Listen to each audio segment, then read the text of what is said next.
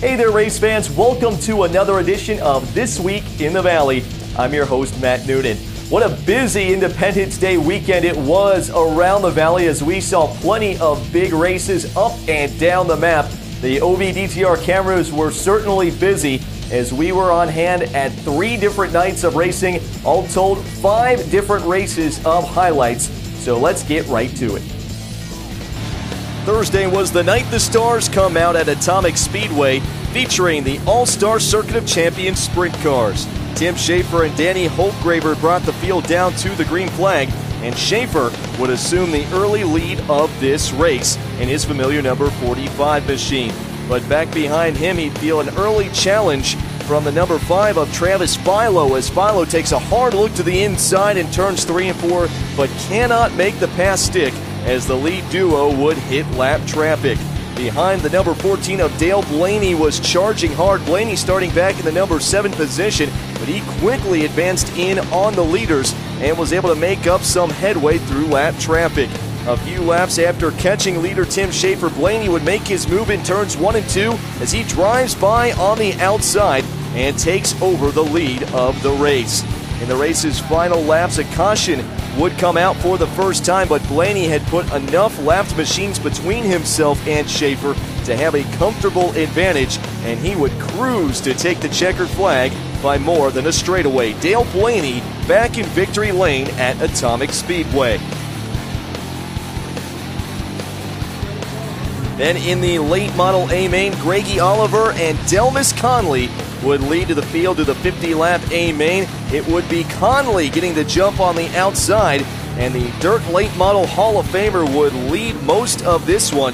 That number 71 machine would pace the field for 38 laps on the night. He would feel some heavy challenges, though, as Greggy Oliver takes a look to the inside. Jackie Boggs to the outside on a restart, but Conley was holding off all comers in this one as the 72-year-old was eyeing the $5,000 victory. But unfortunately, it was not to be. Heartbreak for Delmas as he brakes coming down to take the 2-to-go signal. Ignition troubles on the number 71 machine. That gives the lead to Greggy Oliver as he is able to hold off Jackie Boggs to take the checkered flag and the $5,000 victory in what was a very popular win. We're going around second. I'm going around second, really. Jackie, I remember where we're going. I'm like, dude, I'm not going to Jackie. I'm fine, really. Certainly a popular win for the Jackson, Ohio driver. That brought us to the modified A main, and check out this start as they spread out in turns 1 and 2, 5 wide for a second, and everybody is able to continue on A-OK. The man of the night, though, was Dan Ebert in that number 60 machine as he quickly jumped out to a lead, and he would run away and hide from the rest of the field in this one. We'd see some great racing from second on back, but the night would belong to Ebert as he would take the lead and run away to a half-track advantage as he wins this one by a commanding margin. Greggy Oliver comes home in second as he nearly took the double. Then on to 250 Speedway on Independence Day as the modifieds would take to the track for the main event. We saw dramatics 1 week ago with DJ Klein getting a last lap pass for the win. This week he would go to the front again, this time a little bit earlier in the race. He would feel some pressure, though, as that number 60 machine of Bob Mosky would get close, but trouble in turns 1 and 2 as Mosky goes around and several other cars become involved as the track was blocked. That allows Scott Peltz to move up into the number 2 position, and he would put some heat on your race leader, DJ Klein, as these two would race close for a number of laps. But in the end, Klein would pull away and take another win. This one a little bit less dramatic than 1 week ago. Then on Saturday night, it was a $2,000 to win main event for late models at Ohio Valley Speedway. Travis Brookover and Ronnie Mayo would lead the field to the green flag. Mayo would get the jump out of turn number 2 and assume the early lead. It was a battle of orange cars in the early going as that number 42 machine of Chris Garnes would put some heat on Mail. They would run side by side for a few laps before Garnes is able to get the run down the back straightaway, and he takes over the lead of the race. But after falling back in the early going, Travis Brookover was on the move back to the front. First, he takes over the number 2 position from Mail heading down the back straightaway, then puts some heat on Garnes for the lead. They would race side by side for a number of laps, and Brookover, coming back down to the line, takes over the top spot. He started first, fell back to third, but he was able to come back up to the top spot. But then off of a restart, Garnes lets it all hang out up on the high side in turns 1 and 2 as he rockets down the backstretch to the lead.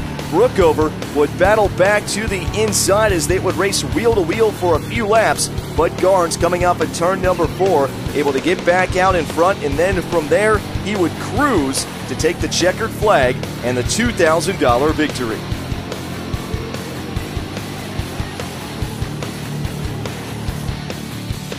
Now it's time to see who else won over the 4th of July weekend in this week's edition of OVDTR Weekly Winners.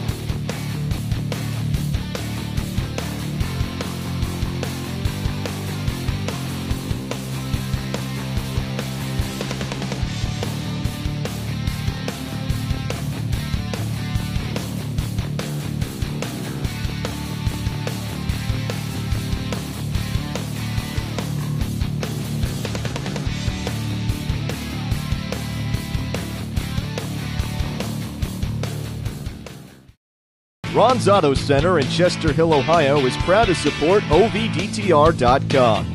The next time your personal vehicle needs a pit stop, stop by Ron's for complete auto service. And when you're on your way to the races, stop in for a wide selection of deli meats, cheeses, pizza, subs, snacks, drinks, ice, and more. Ron's Auto Center, the one-stop shop for every race fan's needs, and a proud supporter of OVDTR.com.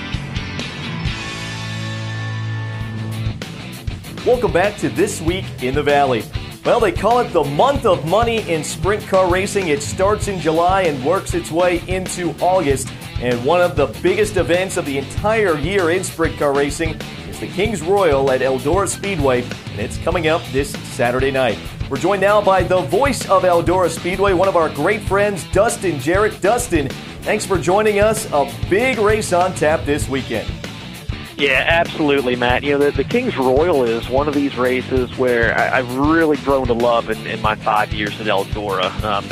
As I tell everyone, I admittedly grew up more of a stock car and a late model fan simply because there weren't sprints around the area that I grew up in there in the Mid-Ohio Valley. But as you work this event and you see the passion of the people and the passion of the drivers and the passion of the crews, you really get a good understanding just what this race means to them, and most importantly, the victory lane ceremonies. The victory lane celebration at the Kings Royal is like no other, where they actually have this just oversized King's chair. They literally have a red carpet that is rolled out. They have a king there, so to speak, or a sovereign king that will crown the winner of the race with a couple scepters on each side, and it's just it's a real big to-do, where a lot of other races you go to, and it's, you see people getting up and leaving their seats with maybe 10, 15 laps to go. Not this race. This is one where everyone sticks around until the very end, not only to see who wins, but to check out all the accolades that go on in Victory Lane at the end of the show. Yeah, there's no question that the Victory Lane ceremony at the Kings Royal, certainly one of the best in all of motorsports. But DJ, not only the big $50,000 to win race on Saturday night, it really is a whole weekend's worth of racing at the Big E. Well, it really is, man. I mean, they have a plethora of activities going on, and then on Thursday, July 10th, there's a Racing for Relief charity go-kart event, and that's, of course, followed up by the world-famous Eldora Thursday night party that is in the fan zone area in turns 3 and 4. The actual racing action really gets kicked off on Friday then. Before the racing action gets kicked off, they have a huge cornhole tournament that is on tap. And in addition to that, there's actually a Donnie Schatz Twitter question and answer.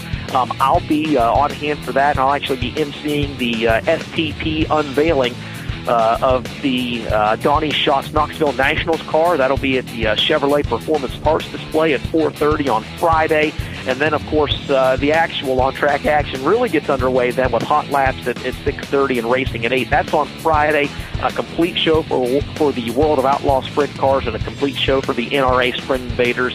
And we come right back and do it again then on Saturday, July 12th, Matt, with, again, a lot of great activities. There's a huge auction for the National Sprint Car Hall of Fame. There's actually a question and answer session with Donnie Schatz and Steve Kinzer going on in the afternoon, an autograph session with every driver in the pit area from 4 to 5, as Eldora has done for the last couple years for their big shows, an open drivers meeting for fans to attend at 5 p.m., and then again, hot laps at 6:30. Complete racing program starts at 8 with, of course, the NRA Sprint Invaders, and then the 31st annual running of the $50,000 to win Kings Royal.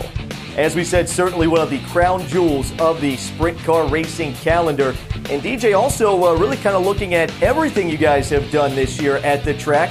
We've really seen some good racing. If you look back last month to the Dream, we've seen some great action on the track here at Eldora this year. It really has, Matt. The track is, it's my job to say that they've done well, but it really and truly, the racing has been great. As you mentioned, I think a lot of folks noticed from the Dirt Late Model Dream. I mean, anytime you have a race where 3 of the top 4 drivers come from 22nd or worse in a race that only has 2 cautions and sees 18 drivers still finish, that tells you a little bit about the track conditions and how well it is and that sort of thing. But a huge summer schedule coming up. Of course, after the Kings Royal, we have the 1-800 Cash Mud Summer Classic featuring the NASCAR Camping World Truck Series on Wednesday. A prelude to that this year is the Sunoco American Late Model Series on Tuesday, July 22nd. Monster Jams coming a little bit later on this summer, the beginning of August. Of course, the 44th Annual World 100 in September. 4 Crowd Nationals later on that month, and then one of my favorite events of the year in early October, the UMP Dirt Car National Championships with 3 straight nights of racing on Thursday, Friday, and Saturday, October 2nd, 3rd, and 4th, with UMP Dirt Car Modifieds and UMP Late Models both paying $5,000 to win. Well, there are 3 things you can count on in life: death, taxes, and a full schedule at Eldora Speedway. Still plenty of great events coming up the rest of the year. Well, DJ, I want to thank you very much for your time. Always enjoy talking to you, and we wish you guys the best of luck on having a great event here this weekend. Absolutely, Matt. Really appreciate it. Appreciate everything you guys are doing. And just for the fans out there, just remember 4th of July is usually the unofficial midpoint in the season. So if you haven't yet done so, get out there and support your local racetrack and let them know you appreciate what they're doing week in and week out. Thanks, DJ. That's Dustin Jarrett, the voice of Eldora Speedway, as they prepare for the Kings Royal coming up this weekend. $50,000 to win for sprint cars. One of the great events on the sprint car calendar for the whole season. But it's not the only big event going on in the Valley this week. Let's take a look at our weekly schedule and see what else is on the docket. Thursday night, the BRP Modifieds invade Expo Speedway in night number 2 of racing at the Trumbull County Fair. The weekend begins at Eldora Speedway the night before the Kings Royal, as the World of Outlaws sprint cars will be in the house. It's $5,000 to win for the late models at Elkins Raceway. Big-time money on the line in the mountains of West Virginia this weekend, as they'll also be racing on Saturday night. More on that in a minute. I-77 Raceway Park hosts the Ohio Valley Sprint Car Association as well on Friday night. It's a $1,200 to win 305 Sprint Special at Attica, a $1,000 to win Modified Special at Midway. E-Mod's paying $800 to win at Raceway 7, the Mid-Season Championships at $250, and regular shows at Beckley, Jackson County, Legendary Hilltop, Lernerville, and Moeller. Saturday night, it's one of the crown jewels of sprint car racing with the $50,000 to win Kings Royal at Eldora Speedway. For the second night in a row, Elkins Raceway hosting late models for $5,000 to win. It's the Elite 8 Racing Series competing both nights. Should be a great show in the mountains of West Virginia. Also on Saturday night, the Sarah Bond Memorial paying just over $2,000 to win at Skyline Speedway. A $2,000 to win crate late model race at Princeton. That should draw a good field of cars. The Ohio Valley Sprint Car Association moves its way to Ohio Valley Speedway as well on Saturday night. Sprint cars will be in the house at Pittsburgh, Pennsylvania Motor Speedway. It's a $1,500 to win late model special at Wayne County. Modifieds racing for $800 to win at 35 Raceway Park. A mini stock special on hand at Hilltop, and regular shows at Deerfield, Oakshade, and Roaring Knob. Plenty of great events out there no matter where you are. Hopefully you can make it out to see at least one of them live. Well, that's going to do it for this week's edition of This Week in the Valley. So for Kyle Jones and the rest of our OEDTR staff, I'm Matt Noonan. Thanks for watching, and we'll see you at the races.